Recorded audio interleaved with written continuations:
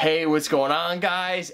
Ashley and George from Talk Movies with us, back here with another movie review. This time we saw the latest entry in the MCU, Spider-Man Homecoming, starring Tom Holland, Michael Keaton, Robert Downey Jr., among others. Jon Favreau, Marissa Tomei. Jon Favreau's great. Zendaya, bunch of other people. So, quick summary, Spider-Man Homecoming. What's this thing about? It's basically another Spider-Man origins story, kind of. We have Peter Parker, you know, he's in high school, super awkward teenager by day, superhero by night, but he's also a superhero by day, but... Yes. And Michael Keaton playing the villain, he has his hands he's playing Birdman. Birdman playing Birdman, right? And yeah, so Michael Keaton gets his hands on some alien dangerous weapons, and Spider-Man's gotta stop him. That's essentially it, so I'll let you go first, because we have very split opinions on this film. I loved Spider-Man Homecoming, and I think it's a very fresh take on Spider-Man. I really, like, yeah, we have very similar storylines to the past two times that they've done, you know, Spider-Man. Yes. But I think that it was a little more original. I feel like it was more of him developing his skills as Spider-Man, and, you know, I think Tom Holland is great. I think he's a great Spider-Man. I think he's a good mix of Tobey Maguire and Andrew Garfield, and he just has everything that we need. Yeah, Tom Holland's a good Spider-Man.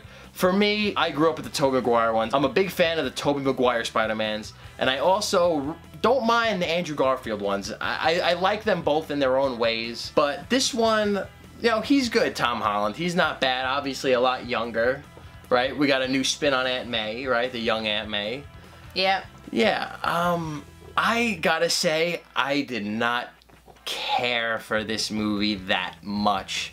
I think it's a bit overhyped.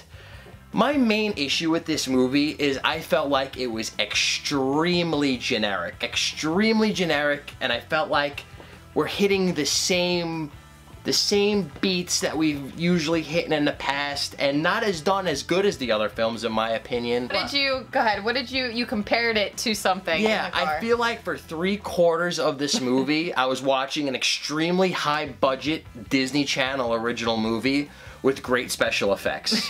And I know that sounds crazy, but it's just, Tom Holland Spider-Man to me, and I know he's a younger kid, and this comes with being in high school and dealing with the girl and the friend and this and that, but I just felt like he was extremely whiny. He was like, oh, I want to show him what I could do. Iron Man, I could do this. It just was, he was whining in every other scene. And another main issue with this movie that brings it to a screeching halt, and this character needs to be ripped from the movie, is, I forget his name, but the kid who plays Spider-Man's best friend was just nails on a chalkboard for me. He was basically like everything Peter Parker did, you had his reaction, like, oh wow, that's awesome, here's Spider-Man, and it was just, he needed to be recasted. He was too much of that kid, and I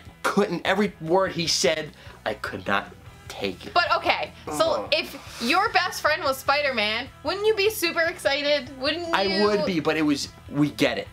Like, well, they were spoon-feeding it to you. He was the main character. Like, what? No, he wasn't. He was just too much of that kid. The acting from the kids in the school felt like when I used to walk in on my sister watching, like, Zoe 101 or Ned's Declassified back in the day.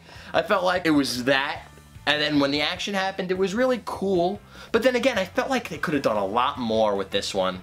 I really did. And I'm sorry to say it, but that's just how I feel. See, we are on completely different levels and different pages with this, because I really loved it. And you know what I really liked too? So Michael Keaton's character, he's obviously the main villain of this movie, but like, I like that he was the villain throughout the whole movie. We didn't have 5 different villains. It was a good mix of action, and it was a good mix of, you know, everything else. So my main issue with the movie was actually the Zendaya's character. She was like this hipster rebel bitch. Wasn't her acting, it was just like her, it was just her character. I just feel like they were like, okay, this is who you're gonna be. Yeah. I didn't like it. For me, that was the biggest issue. Yeah, but she was barely in it, so it's... Yeah, but when she was, her lines were like just quick one-liners. It was annoying. So I liked the villain. I liked the special effects, the action. Michael Keaton was good. The villain was cool. I like in my Michael opinion, Keaton. a lame little twist that they pull in the... No. A lame, like, super, like... oh, they're doing this. Like... I don't know, man. I expected a little bit more from this one. I'm really excited to see where they go next with Spider-Man. Yeah. I'm excited for Infinity War. I'm excited for another Spider-Man. I do feel the next Spider-Man will probably be a lot better because we're gonna move past all this high school baby crap and we get to move on to some... He's only a sophomore though. To some kicking ass. Now that we've kind of we're like we have like the Red Sea in between us. So go ahead, let's rate this. It sounds like I'm ripping this one apart. It was a good movie. I just expected a lot more from it. And the best part I could say is Tom Holland's a pretty cool Spider-Man. I like Aunt May. My favorite part of the movie was Jon Favreau, so why is he my favorite part of the movie when he shouldn't be at all, but he was. I'll give it a B-. I know I ripped it most of this review, but it was a solid entry in the MCU. It definitely wasn't a step back. Just, I love Spider-Man and I wanted more. I wanted more. That's all I could say. What are you giving it? I'm giving it an A-. I really loved it. I think that, like I said in the beginning, it's a fresh take for the MCU. Was tired of the Avengers, and I was a little tired of like the whole Captain America, just because we've seen them so many times, and this was just something that they needed to kind of bring everything together. But and the after credit scenes are horseshit.